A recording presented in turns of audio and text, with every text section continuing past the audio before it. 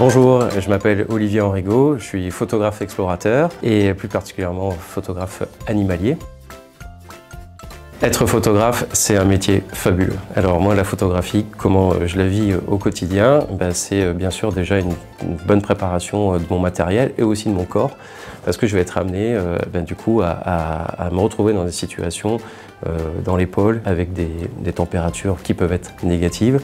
Donc là, on parle de moins 15, moins 20 degrés, voire même plus. D'accord ? Donc ça, c'est les pôles, c'est l'Arctique, mais aussi l'Antarctique. Voilà.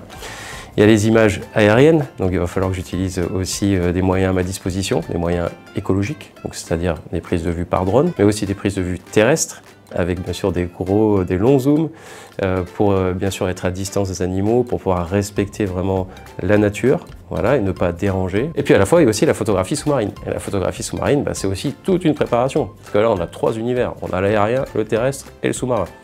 Et donc ça veut dire, bien sûr, de l'équipement de plongée, c'est-à-dire aussi mettre son appareil photo sous l'eau, dans des caissons, avec des lumières. La lumière, c'est quand même l'élément le plus important dans la photographie. Et bien sûr, l'observation, prendre le temps, respecter les animaux, l'approche. Voilà, ça c'est le propre même, pour moi, du photographe animalier.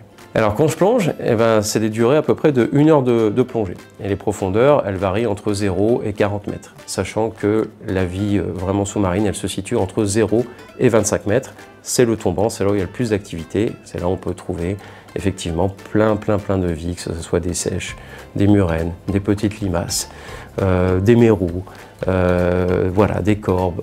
Voilà. Donc on a une vie qui est vraiment très riche, avec une très belle biodiversité chez nous, dans notre Méditerranée, dans notre sanctuaire Pélagos.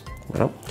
On a aussi bien sûr des cétacés, et ça c'est magique, parce que c'est vraiment des rencontres avec des globicéphales, avec des dauphins, avec des rorquals communs, voilà, des tortues, kawan aussi. Et à moins 30 et moins 40 mètres, on trouve des épaves. Alors les épaves, c'est intéressant, parce que les épaves, c'est là où se raccroche aussi la vie. Alors mon parcours, il n'est pas commun. Alors au départ, moi j'ai baigné dans la photographie depuis que je suis tout petit. Toute ma famille, c'est des photographes, et mon père, ça a été vraiment mon mentor, celui qui m'a tout appris dans la photo. Après, du coup, j'ai pu rentrer dans les plus grandes agences de presse internationales. Et puis après, je me suis orienté progressivement sur une autre voie, bien sûr, qu'est l'environnement. Le meilleur moyen de sensibiliser le public, bien sûr, c'est par l'image. L'image, c'est vraiment le meilleur message qu'on puisse délivrer, quoi, c'est clair.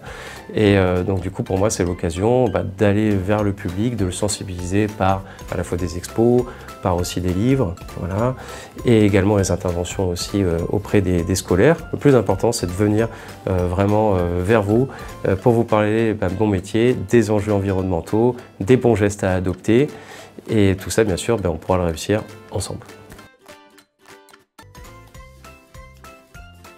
Déjà, la première chose, je pense, à faire, celle qu'on peut mettre vraiment en évidence, c'est de réduire l'utilisation de l'usage du plastique. Je ne vous cache pas, à chaque fois, bien sûr, que je sors en mer, que je vais faire mes images, je ramasse énormément de déchets, voilà, avec tous les acteurs de la mer, que ce soit des capitaines, que ce soit des pêcheurs, et on ne se rend pas compte vraiment de tout cet amas de déchets, malheureusement, qu'on amasse. Moi, je vous dirais très simplement, protéger l'océan, c'est protéger la vie.